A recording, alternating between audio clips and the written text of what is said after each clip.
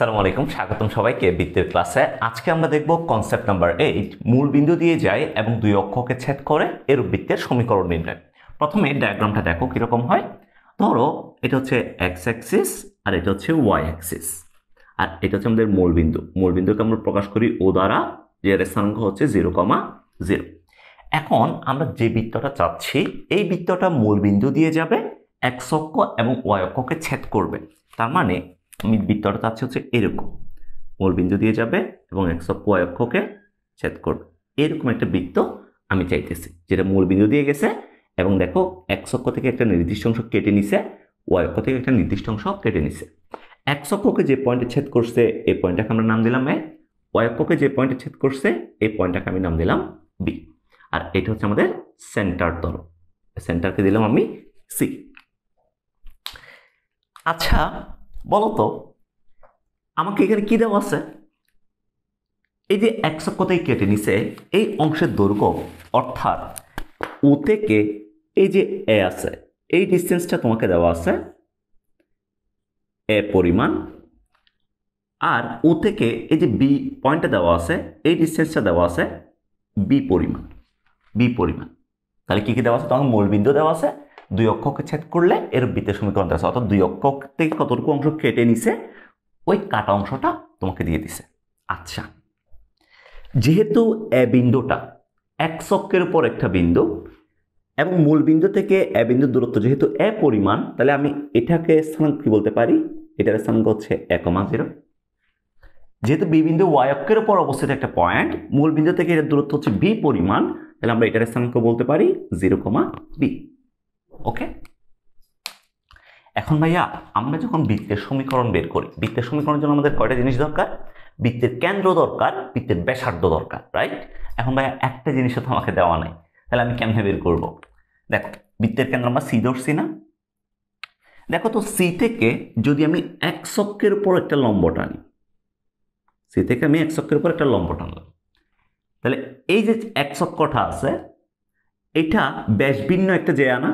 ব্যাসভিন্ন একটা জায়গা তোমাদেরকে বলছিলাম, একটা সার্কেল যদি তুমি নাও, একটা সার্কেলের ব্যাসভিন্ন জায়গার উপর কেন্দ্র থেকে যদি তুমি লম্ব টানো, তাহলে এই লম্বটা জ্যাটাকে সমদ্বিখণ্ডিত করে, জ্যাকে সমদ্বিখণ্ডিত করে, এই কথাটা তোমাদেরকে বলছিলাম। তাহলে আমি যদি সি থেকে এক্স অক্ষের উপর একটা লম্ব টানি, তাহলে ধরো লম্বটা হচ্ছে পি পয়েন্ট, পি পয়েন্টে ছেদ করছে, তাহলে এই যে পি পয়েন্টটা আছে এটা ও এর যে ডিস্টেন্সটা আছে এটাকে সমদ্বিখণ্ডিত করবে, সমদ্বিখণ্ডিত করবে। তার মানে এতটুকু ডিস্টেন্স সমান আমি কত পাবো? এতটুকু সমান আমি পাবো, যদি পুরোটা এ হয় তাহলে এটা হবে a/2 সমান, এটার পরিমাণ হবে কত? a/2।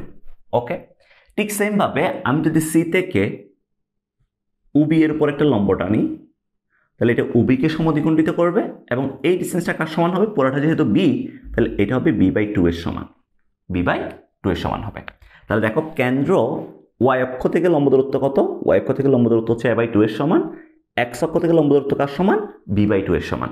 তার মানে আমরা এখানে কেন্দ্রের স্থানাঙ্ক পাবো, বুঝ হচ্ছে a/2 আর কোটি হচ্ছে b/2, তাহলে a/2, b/2 কেন্দ্রের স্থানাঙ্ক আমরা পেয়ে গেলাম। এখন দরকার কাকে? ব্যাসার্ধকে দরকার। ব্যাসার্ধকে কেমনে পাবো আর সমান কেমনে পাবো? দেখো তোমাকে কেন্দ্রের স্থানাঙ্ক দেওয়া আছে, এই যে মূল বিন্দুটা দেওয়া আছে, মূল বিন্দু দিয়ে বৃত্ত গেছে না? তো আমি যদি এই বাহুটাকে যোগ করে দিই, অর্থাৎ এখান থেকে যদি আমি ওসি নিই, ওসি কার সমান হবে?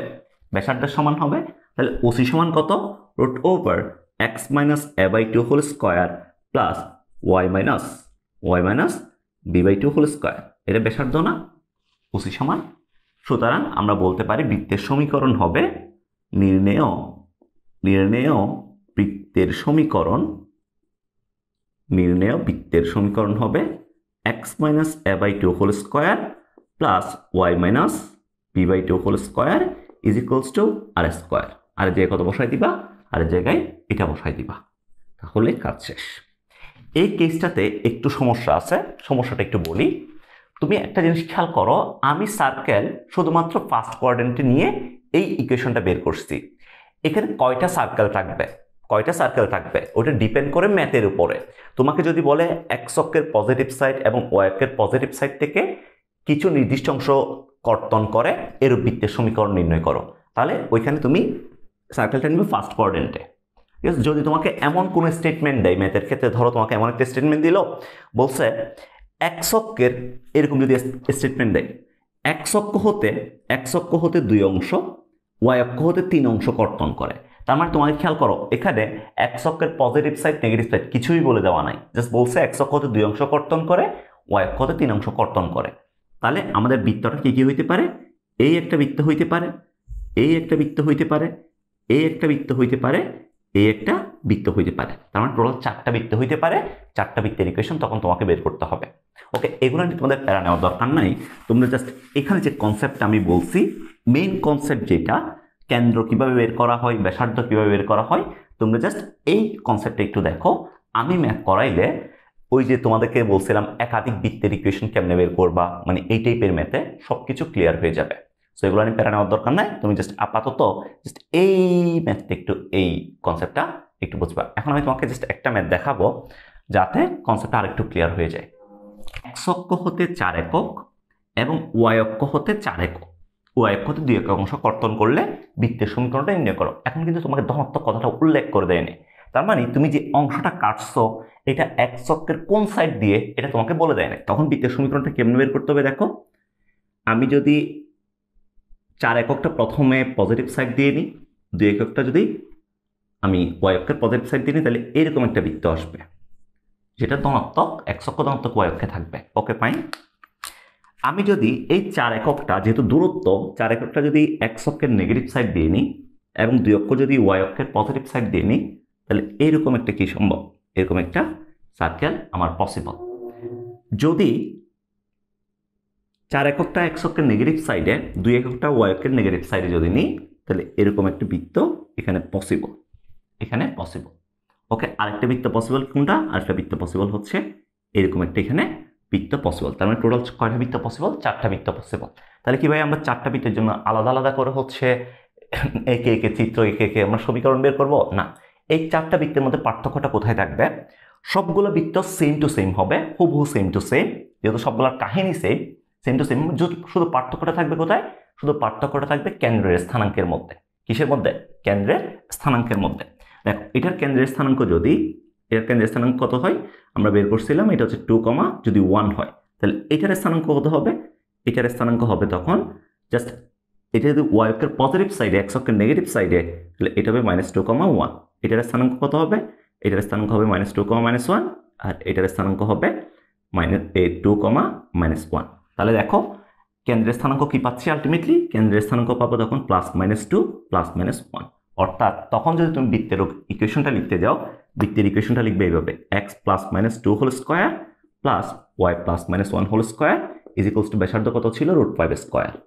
সুতরাং আমার বৃত্তের সমীকরণ হচ্ছে x +-2 whole square, y +-1 whole square equals to 5। তাহলে এই যে ইকুয়েশনটা আমি লিখলাম, এই ইকুয়েশনে কয়টা বৃত্ত উপস্থিত? 4টা বৃত্ত উপস্থিত, এবং 4টা বৃত্তই আমার কি চলে আসছে। ওকে, সো এই টাইপের কোয়েশ্চেনগুলোও আসতে পারে, তোমাকে আমি আরো অনেকগুলো কোয়েশ্চেন দেখাবো, সমস্যা নাই। এবার আমরা নেক্সট কনসেপ্ট দেখবো। লাভ, টাটা।